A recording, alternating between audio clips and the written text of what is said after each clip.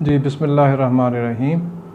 हम जो है वो अभी तक इस बात पे फोकस कर रहे थे कि जी सिलेबस हमने पढ़ना कैसे है, यानी कि 9 महीने में जो पढ़ा है वो 3 महीने में उनको हमने समराइज़ करके उसके की पॉइंट्स लेके उसे हमने फिंगर टिप्स पे ले आना है। तो यहाँ तक पहुँच गए थे। और फिंगर टिप्स पे कैसे लाना है कि चैप्टर वाइज पहले आप मेजर पॉइंट्स नोट करेंगे, चैप्टर रिवाइज़ करने के लिए उन्हीं पॉइंट्स को रिवाइज़ करेंगे, फिर 2-2 3-3 चैप्टर में इकट्ठे करके आप उनके मेन पॉइंट्स एक ही पेज पे ले आएंगे। फिर जनाब हाफ बुक और हाफ बुक यानी 2 हाफ कर लेंगे आप, फिर उनके एक पॉइंट पे ले आएंगे। और फिर जनाब आप जो हैं वो ऐसा करेंगे कि फुल बुक को जब एग्ज़ाम से एक दिन पहले एक पॉइंट पे आ जाना चाहिए। तो ये हैं डिफरेंट मराहल जिससे तैयारी के जिससे आपने गुजरना। पहल सिर्फ टेक्स्ट पे गौर कीजिए, एक्सरसाइज को टच ना कीजिए। 1 दफ़ा टेक्स्ट पढ़िए, 2 दफ़ा टेक्स्ट पढ़िए, 4 दफ़ा टेक्स्ट पढ़िए। पहली रीडिंग में तो ये पता चल रहा है कि कौन सी चीज़ें कहाँ कहाँ किस किस एरिया में मौजूद हैं। दूसरी रीडिंग में पता चल रहा है कि जनाब डिफ़िकल्ट जो प्रॉब्लम पहली रीडिंग में लगे थे, डिफ़िकल्ट एरियाज़, तो वो भी इतने भी डिफ़िकल्ट नहीं है, थोड़ा थोड़ा आपने कंसंट्रेट करना शुरू कर दिया।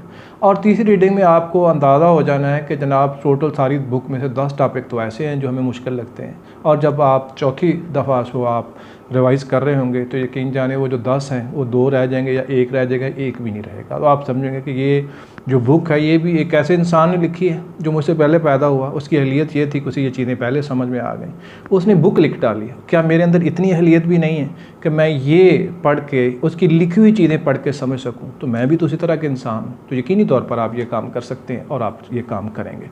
तो जनाब एक काम तो ये हो गया। दूसरी बात यह है कि की पॉइंट्स के तौर पर आपने मेजर हेडिंग्स और सब हेडिंग्स पहले लिखनी शुरू करनी है। जहाँ फिगर्स की ज़रूरत है, जहाँ टेबल्स की ज़रूरत है, डिफरेंट सब्जेक्ट्स के हवाले से आपको अंदाज़ा होता है, तो उनको भी आपने साथ लेके चलना है। यानी कोशिश करनी है जो बोर्ड की डिमांड है, मैं पहले से कह रहा हूँ कि डे 1 से इसी तरह चल रहा है कि बोर्ड क्या डिमांड हमसे करता है और बोर्ड के पेपर के लिए तैयारी कर रहे हैं। और ये टेस्टिंग जो हमारी एकेडमीज़ में हो रही है या आपके इंस्टीट्यूट्स में हो रही है, जहाँ कहीं भी आप पढ़ने जाते हैं हो रही है, ये इसलिए हो रही है कि ये बोर्ड की प्रेपरेशन आपको करवाई जा रही है। तो हर चीज़ उसी हवाले से, इस बात को किसी लम्हे नहीं भूलना। ये 2-4 दिन 10 दिन तो स्टूडेंट हैं ये याद रखते हैं, उसके बाद भूल जाते हैं और इधर उधर की एक्टिविटीज़ में जो है वो खामखाई जो है पार्टिसिपेट करना शुरू कर देते हैं, टाइम ज़ाया होना शुरू हो जाता है।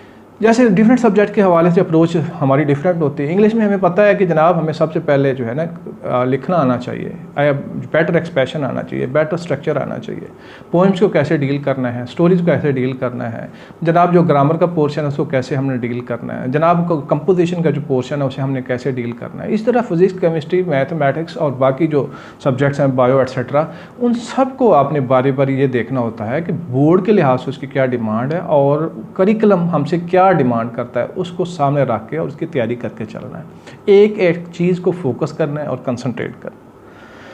फिर उसके बाद जो है हम आमतौर पर ये होता है कि हम कहते हैं, से फॉर एग्जांपल अगर मैं हूँ तो मैं कहूँगा यार केमिस्ट्री बड़ी डिफ़िकल्ट लगती है, या मुझे फिज़िक्स बड़ी डिफ़िकल्ट लगती है, या एक शख्स कहता है मुझे बायो बड़ी डिफ़िकल्ट लगती है। तो सारा टाइम ही मैं बायो को देना शुरू कर दिया, बाकी सारे सब्जेक्ट को इग्नोर कर दिया।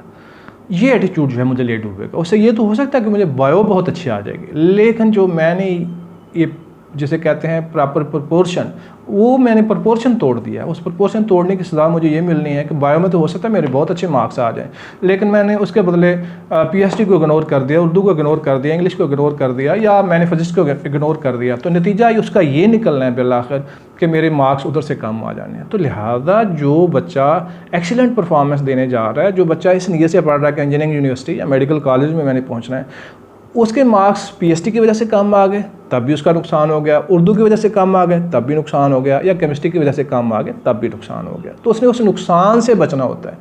हर सब्जेक्ट को उसकी तमाम तर जो ज़रूरियात हैं, उसके तमाम तर जो डायरेक्शन है, उनको सामने रख के हमने उसको तैयार करना होता है। इस्लामियात ही देख लें, अगर हम तैयार कर रहे हैं तो हमने वैसे ही इधर उधर की बातें जितनी करते रहें कि ये अच्छा है, ये बुरा है, ये तो इसकी कोई वर्थ नहीं है। लेकिन जब हम कुरान से कोट करेंगे, जब हम अहादीस से कोट करेंगे, तो ये अथेंटिक चीज़ बन जाती है। तो हमारे बच्चे जो हैं वो उसको ध्यान से तैयार नहीं करते, उन्हें चंद बातें सुनी होती हैं, मुसलमान घरानों में पैदा हुए, बाहर जुमा भी पढ़ने जाते हैं, मौलवी साहब से बहुत सारी बातें सुन रखी होती हैं, तो वही बातें तकरीबन मिली जुली इधर उधर बगैर किसी रेफरेंस के कोट कर रहे होते हैं अपने पेपर में, तो नतीजा तो फिर उसी तरह की आना है ना जी। अगर आप उसकी बजाय ये करें कि जनाब प्रॉपर अहादीस कोट करें, कुरान पाक की आयात कोट करें, प्रॉपर उसके रेफरेंस दें, तो एग्जामिनर पर ये चीज़ जो है दलील के तौर पर साबित हो जाती है और वो समझता है कि इस बच्चे ने बड़ी मेहनत की है। तो आज की वीडियो में ये जो है मैंने कुछ पॉइंट्स आपके नज़र किए, बाकी पॉइंट्स अगली वीडियो में इंशाल्लाह आपके पेश खिदमत है। Thank you.